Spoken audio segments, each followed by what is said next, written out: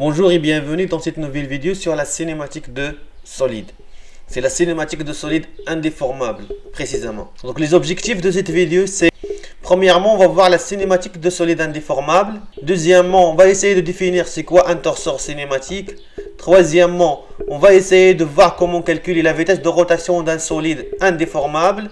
Et quatrièmement, on va essayer de voir aussi comment calculer la vitesse d'un point du solide indéformable. Alors, c'est quoi la cinématique de solide? Tout simplement, la cinématique de solide est une discipline qui étudie le mouvement indépendamment de leur cause. Ça veut dire qu'on s'intéresse juste au mouvement, on s'en fiche des causes. Plutôt, on ne donne pas beaucoup d'importance aux causes. Les causes, simplement, c'est une force. Si on pousse quelque chose, il va se mettre en mouvement. Donc, le fait de pousser, on exerce une force. Donc, les causes, c'est une force extérieure. Donc son objectif est de définir, ça veut dire l'objectif de la cinématique de solide, est de définir la nature du mouvement. Est-ce que c'est une translation, rotation ou bien translation circulaire. Et aussi quantifier en utilisant des éléments mathématiques comme un vecteur par exemple, ce mouvement. Donc on a parlé beaucoup de mouvements sans donner de définition. On va voir une petite définition simple pour le mouvement. On appelle mouvement le déplacement relatif de deux objets au cours du temps. Et ce qui est de relatif dit par rapport à quelque chose. Tout simplement, pour étudier le mouvement, on a besoin de définir des repères de référence.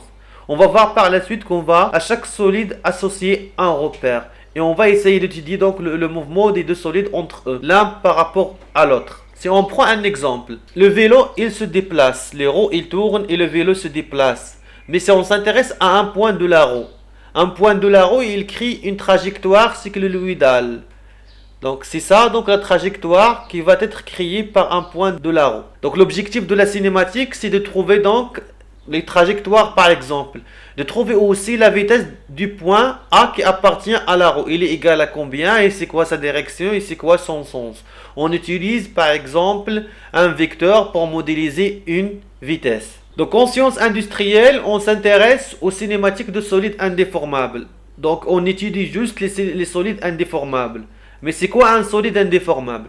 Un solide tout simplement indéformable ou bien un solide est dit indéformable, c'est il garde la même forme de l'espace. Autrement, ou bien mathématiquement, si on prend deux points A, B, de ce solide, la distance AB ne varie pas en fonction du temps. L'eau par exemple, c'est pas un solide indéformable, il change de forme. Par contre, le verre ici et le récipient ici, ce sont des solides, ils gardent la même forme de l'espace. Et si on prend deux points de ce solide, ou bien deux récipients, la distance AB, elle reste inchangée, elle reste fixe. La première notion très importante qu'on va traiter est la notion du torseur cinématique. Donc le torseur cinématique permet de regrouper la vitesse de rotation du solide et la vitesse d'un point de ce solide. Ici, c'est la vitesse de rotation et la vitesse d'un point. Donc, le torseur cinématique de S par rapport à R, il est égal à oméga de S par rapport à R, la vitesse de rotation, et V de A, un point qui appartient à S par rapport à R. Le torseur, il est exprimé au point A. Et ce qui détermine A, c'est la vitesse. C'est là où il est calculé la vitesse. Tout simplement, un torseur cinématique, il permet de regrouper deux grandeurs vectorielles. Mais bien sûr, on n'a pas le droit de mettre ici n'importe quelle grandeur. Ça, c'est une grandeur vectorielle et ça aussi, c'est une grandeur vectorielle. Ces deux grandeurs vectorielles, elles ont une relation ou bien elles doivent vérifier une relation pour qu'on puisse les regrouper dans un torseur. Ici, c'est oméga de S par rapport à R, la vitesse de rotation de solide. Et V de A appartenant à S par rapport à R, c'est la vitesse du point A qui appartient à S par rapport à R. Et la relation qu'ils doivent vérifier les deux, c'est cette relation. On l'appelle relation de champ de moment. Donc, vous inquiétez pas, on va revoir cette relation d'une manière détaillée. Mais pour le moment, deux grandeurs vectorielles peuvent être regroupées dans un torseur si elles vérifient cette relation. Ça veut dire pour n'importe quel point A appartenant à S, il est égal à la vitesse de n'importe quel point B par exemple appartenant à S plus oméga la vitesse de rotation vectorielle BA. Donc cette grandeur elle ne change pas, il est invariant, il ne dépend pas du point, mais cette grandeur elle change si on change le point. Et deux grandeurs vectorielles peuvent être regroupées dans un torseur si elles vérifient cette relation. V de A appartenant à S par rapport à R, il est égal à V de B appartenant à S par rapport à R plus oméga de S par rapport à R vectoriel BA. Vous pouvez ici mettre n'importe quel point. L'essentiel, c'est qu'il faut respecter cet ordre. Oméga, il est invariante, mais si je mets ici par exemple le point M, je dois mettre ici MA. Si je mets ici le point M et ici N, donc la vitesse du point M, il est égal à la vitesse du point N plus oméga de S par rapport à R vectoriel NM. Donc il faut respecter donc l'écriture de cette relation. Donc on va voir dans un premier temps la vitesse de rotation. La vitesse de rotation caractérise le mouvement global du solide. Il est indépendant des points qui constituent le solide. On dit qu'il est invariant. C'est ce qu'on vient de dire. Donc oméga de S par rapport à R, la vitesse de rotation, elle est invariante et ne dépend pas du point. Un exemple, comment on peut déterminer la vitesse de rotation d'un disque? Supposons on a un disque tout simplement. Et ce disque-là, il a un mouvement de rotation. Comment on peut caractériser ce mouvement de rotation ou bien comment on peut quantifier le mouvement de rotation? Maintenant, on va voir comment déterminer la vitesse de rotation. Pour déterminer la vitesse de rotation, il existe 3 méthodes pour déterminer cette vitesse. 3 méthodes qu'il faut bien sûr respecter et appliquer correctement. Il faut bien sûr suivre l'ordre des méthodes pour trouver la vitesse de rotation. Autrement, il faut tester la première méthode, sinon il faut passer à la deuxième méthode. Et si la deuxième méthode il ne marche pas, effectivement, il faut passer à la troisième méthode et la dernière bien sûr. Il existe 3 méthodes qu'il faut tester dans l'ordre. Première méthode, deuxième méthode et troisième méthode. Donc commençons par le commencement et maintenant on va voir la première méthode. Donc première méthode, on va considérer un solide en rotation par rapport à un autre, un disque en rotation par rapport à un référence. Donc on définit le repère R0 qui est fixe, c'est notre référence, et on définit un autre repère R1 lié au disque. Rappelez-vous bien sûr, au début on a parlé de ça. On appelle mouvement le déplacement relatif de deux objets au cours du temps. Donc c'est un déplacement relatif, ça veut dire ce qui est relatif dit quelque chose par rapport à d'autres choses. Le mouvement d'un solide par rapport à un autre. Et pour étudier le mouvement relatif, il faut des repères, il faut des références. C'est pour cette raison qu'on va toujours associer à chaque solide un repère qui est lié à ce solide. Voilà, on va considérer donc le repère R0 et on va considérer notre solide qui est un disque.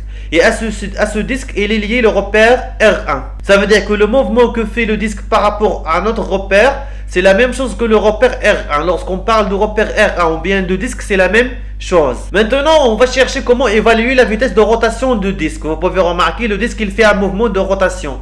Il faut ce qu'on appelle le paramètre de rotation. On peut définir l'angle de rotation entre les deux repères de la manière suivante. Donc on a ici donc le repère R1. Vous pouvez remarquer qu'on a supprimé le disque parce que tout simplement le repère R1 il joue le rôle de disque. Il est en rotation avec un angle θ par rapport à x0. Donc cet angle c'est l'angle θ. Lorsque le disque il tourne, l'angle il change. Donc vous pouvez remarquer ici qu'on a deux vecteurs qui sont égaux. Un vecteur de la base 0 et un vecteur de la base 1. Donc on tourne autour de ces deux vecteurs, bien de l'axe dirigé par ces deux vecteurs. Directement, on peut dire que ça, on l'appelle bien sûr figure plane. C'est cette figure, on l'appelle toujours figure plane. La figure qui nous donne la relation entre bien la position géométrique entre les deux repères, on l'appelle figure plane. Et on peut dire directement que oméga de R1 par rapport à R0, ou bien oméga de S1 par rapport à R0, ou bien oméga de S1 par rapport à S0. Les repères, c'est la même chose que les solides. Il est égal à la dérivée de l'angle fois l'axe ou bien fois le vecteur qui dirige l'axe de rotation. Donc c'est θ point fois Z1 qui est égal à θ point fois Z0 parce que tout simplement Z0 et Z1 et c'est ces deux vecteurs qui dirigent l'axe de rotation ou bien qui représentent l'axe de rotation. Ça c'est la première méthode. Pour appliquer la première méthode, on a besoin de quoi? Tout simplement on a besoin de la figure plane pour déterminer directement la vitesse de rotation. Donc la première méthode elle se base sur la figure plane. On passe maintenant à la deuxième méthode. N'oubliez pas qu'il faut appliquer ces méthodes de le même ordre que je vais vous donner. Donc je répète la même chose toujours pour que vous gardez ça dans la tête. Il faut appliquer les 3 méthodes dans le même ordre que je vais vous donner. Donc, la méthode 2. Dans la méthode 2, on va considérer un solide en translation par rapport à un autre repère. C'est très important lorsqu'on a une translation. Un solide, la deuxième méthode, il concerne la translation par rapport à un autre repère. On définit un repère R0 qui fixe notre référence. Voilà. Et on définit un autre repère R1 qui est lié au châssis de la voiture parce qu'on va s'intéresser à la vitesse de rotation de la voiture. Voilà notre voiture. Maintenant, on va essayer d'analyser le mouvement du châssis de la voiture par rapport aux références. Donc, qu'est-ce qu'il fait la voiture? Il fait un mouvement. Le châssis de la voiture, il fait un mouvement de translation. Le repère R1 il est en translation par rapport à R0. Ça veut dire le repère lié au châssis de la voiture. Il fait faire beaucoup très attention. C'est le repère lié au châssis de la voiture.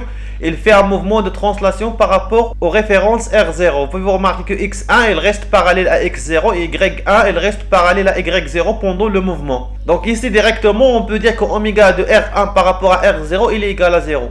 Donc ici R1 il représente le châssis de la voiture ou bien la voiture sans les roues. La vitesse de rotation de la voiture par rapport à 0 il est égal à 0. R1 il représente la voiture. Lorsqu'on parle de R1 c'est la même chose que le châssis de la voiture. Donc, si on a un mouvement de translation, la vitesse de rotation il est égal à 0. Et si aussi on a une liaison glissière entre les deux solides. Si vous avez deux solides et entre les deux il existe une liaison glissière, ça veut dire que la vitesse de rotation il est égal à 0. C'est très important. Vous pouvez remarquer ici que entre les deux solides en bleu et le solide en rouge, on a juste une translation suivant. Normalement ici une translation suivant l'axe Y normalement. C'est faux ça. C'est une translation suivant Y. Pas de translation suivant X. C'est une translation suivant Y. Donc on a une seule translation. C'est la translation suivant Y par exemple. Ici la vitesse de rotation donc elle est nulle. Pour résumer, si on a un mouvement de translation ou bien si on a une liaison glissière entre les deux solides, ça veut dire que la vitesse de rotation elle est égale à 0. Et notre question, c'est quoi la relation entre la rotation des roues et la translation des voitures? Comme vous avez remarqué, ici, donc les roues ils tournent et en même temps la voiture elle se déplace. C'est quoi la relation entre la rotation des roues et la translation? On va voir ça par la suite lorsqu'on va définir la vitesse de glissement. Une autre notion, c'est la vitesse de glissement. On passe maintenant à la troisième et dernière méthode. L'objectif ici, c'est lorsqu'on a plusieurs solides. On a affaire à trois solides. Un constitue le référentiel et les deux autres en mouvement de rotation relative. Donc on définit le repère R0 fixe, c'est notre référence. On définit un autre repère R1 lié au disque 1 et un autre repère R2 lié au disque 2. On aura, si vous voulez, la configuration suivante. R1 il est en rotation par rapport à R0 avec le paramètre ou bien l'angle de rotation θ. Et R2 il est en rotation par rapport à R1 avec l'angle β. Vous pouvez vous remarquer ici qu'on n'a pas la figure plane qui constitue la rotation ou bien qui constitue la rotation du repère R2 par rapport à R0. Et notre objectif c'est de voir comment on va combiner les deux figures planes pour calculer la vitesse de rotation de 2 par rapport à 0. Parce qu'on peut calculer ici la vitesse de rotation de 2 par rapport à 1, c'est bêta point fois Z1. On peut calculer aussi la vitesse de rotation de 1 par rapport à 0, c'est θ point fois Z1. Mais le problème, si on veut calculer la vitesse de rotation de 2 par rapport à 0, qu'est-ce qu'on va faire? Comme vous pouvez remarquer, on n'a pas la figure plane de 2 par rapport à 0, donc on ne peut pas appliquer la méthode 1. Qu'est-ce qu'on va faire tout simplement? On va utiliser une relation, c'est la relation de décomposition des vecteurs vitesse. Cette relation elle s'exprime de la manière suivante. La vitesse de rotation de R2 par rapport à R0, elle est égale à la vitesse de rotation de R2 par rapport à R1 plus la vitesse de rotation de 1 par rapport à R0. C'est très simple comme relation. Qu'est-ce qu'on a fait? On a juste introduit le repère R1 entre les deux. Cette relation elle est toujours valable. On peut introduire ici autant de repères qu'on veut. Si on a introduit un seul repère, si on veut introduire plusieurs, on peut les introduire de cette manière. Et par la suite, oméga de R2 par rapport à R1, on a la figure plane. On peut calculer la vitesse de rotation, c'est bêta point fois Z1. Et oméga de R1 par rapport à R0, il est égal à θ point fois Z1. Finalement, on va trouver oméga de R2 par rapport à R0, il est égal à bêta point plus θ point fois Z1. Ça, c'est bêta point fois Z1 et ça aussi, c'est θ point fois Z1. On a factorisé par Z1 pour trouver donc le résultat. Dorénavant, si vous voulez calculer une vitesse de rotation, il faut s'assurer est-ce qu'on a la figure plane.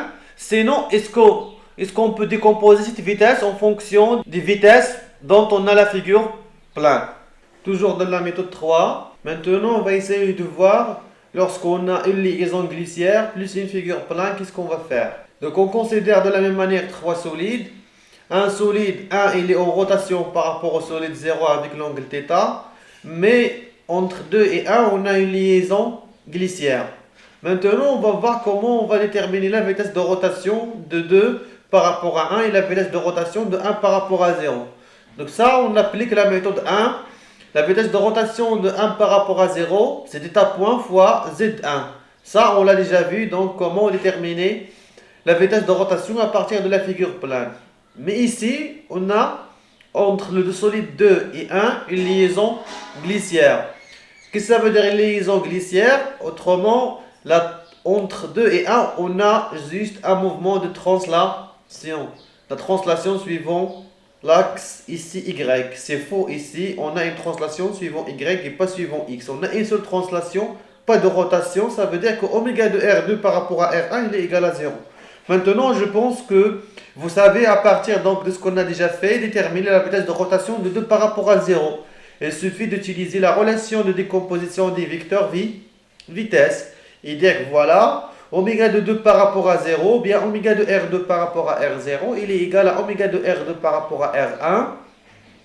R2 par rapport à R1 qui est nul parce qu'on a une liaison glissière entre 2 et 1, plus oméga de 1 par rapport à 0, et ici c'est étape point fois Z1. Donc le résultat final, il est égal à 0 plus étape point fois Z1.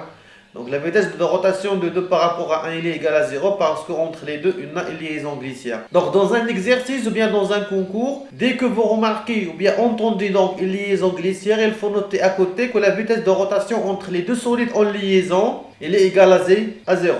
Toujours dans la cinématique de solide, et on passe à la deuxième composante du torseur cinématique, c'est la vitesse d'un point. Un solide contient plusieurs points et chaque point il a une vitesse. On aura plusieurs vitesses si vous voulez qu'il faut calculer si on veut. En sciences industrielles, la plupart des systèmes contiennent plusieurs solides. Pour déterminer la vitesse d'un point, on doit spécifier il appartient à quel solide et par rapport à quel repère. Donc par exemple, V de A appartenant à S, ça veut dire le point A il appartient à S et on cherche à calculer la vitesse par rapport aux références R ou bien au repère R. C'est la vitesse du point A du solide S par rapport à R.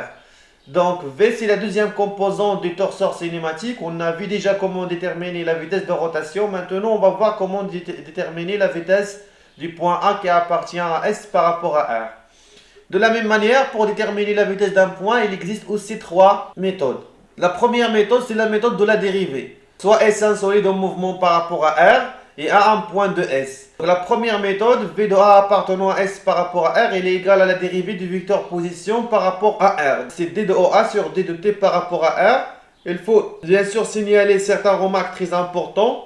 Le point qu'on met ici, c'est l'origine du repère R, ou bien n'importe quel point fixe de R. Si vous voulez utiliser la méthode de la dérivée, il faut mettre ici le premier point, c'est l'origine de R, ou bien n'importe quel point fixe de R. Il faut s'assurer toujours de ça avant d'entamer le calcul. Et bien sûr, ici, c'est le point auquel on cherche à calculer la vitesse et on dérive par rapport à R, le référence. Il faut bien sûr la noter comme ça. Il ne faut pas oublier le référence. Il ne faut pas oublier ici l'origine. Si vous oubliez de dériver par rapport à la référence ou bien si vous changez le référence, c'est faux. On va prendre un exemple. Toujours le même exemple de la voiture. Donc, on a une voiture qui va se déplacer par la suite et on a le vecteur OA, le point A. Ça, c'est le vecteur OA. Donc, il a deux projections. Une projection suivant Y0 et une projection suivant X0.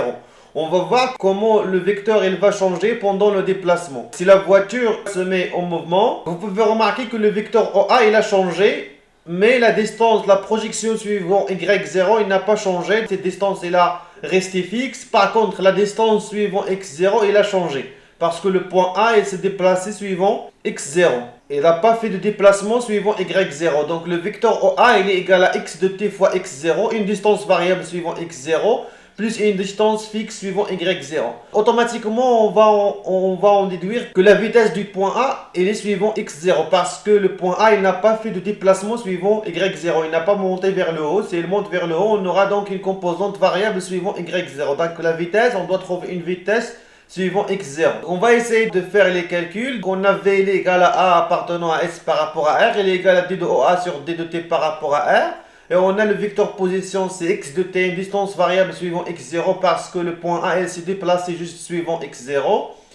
Plus une distance fixe suivant Y0. On remplace V de A appartenant à S par rapport à R, c'est D de X de T fois X0 plus D fois Y0 par rapport à R. On dérive par rapport à R. Ici, on a, si vous voulez, la somme du produit de deux fonctions, X fois X0 plus D fois Y0. Pour dériver ce terme, on doit dériver dans un premier temps X fois X0. Par la suite, on va dériver X0 fois X de T plus la dérivée de D fois Y0 plus la dérivée de Y0 fois D. On aura 4 termes.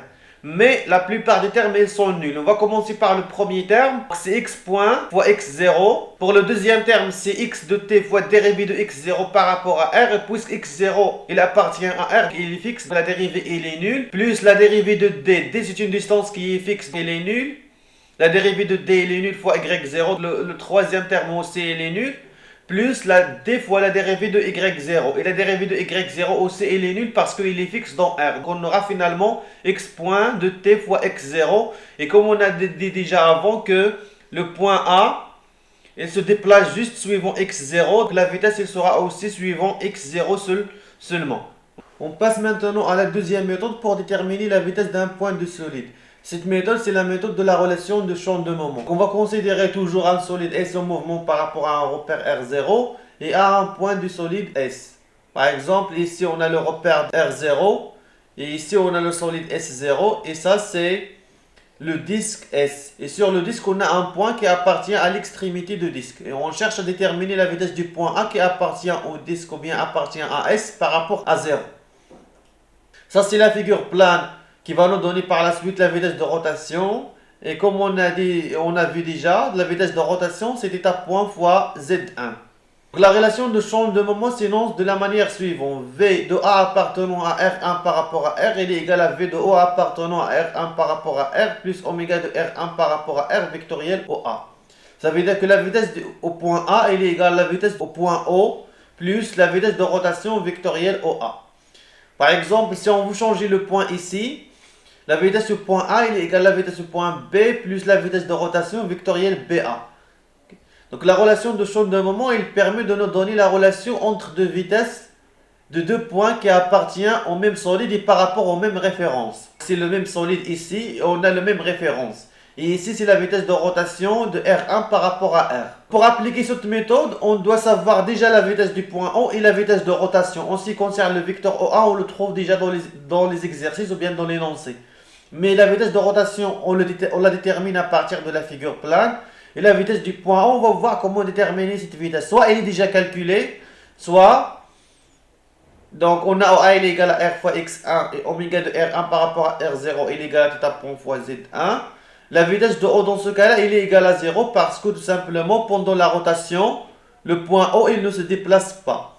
Et vous pouvez remarquer que O, c'est le centre de la liaison pivot entre le disque et 0. Donc entre le disque 1 et le solide 0, il y a une liaison pivot. La vitesse du centre entre les deux solides est toujours nulle. Voilà le schéma de liaison pivot, c'est la liaison que vous avez ici.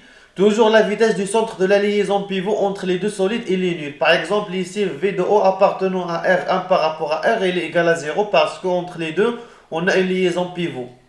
V de O appartenant à R1 par rapport à R, il est égal à 0. Vous pouvez calculer cette vitesse en utilisant la première méthode ou bien la méthode de la dérivée. Finalement, on aura V de A appartenant à R1 par rapport à R, il est égal à 0 plus oméga, on l'a remplacé par θ point fois Z1 vectoriel R fois X1.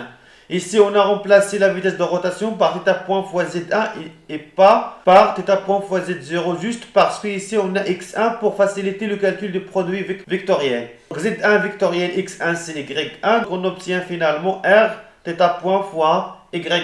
Pour récapituler, la relation de champ de moment, il va nous donner la relation entre deux vitesses tout simplement en se basant bien sûr bien en utilisant la vitesse de rotation.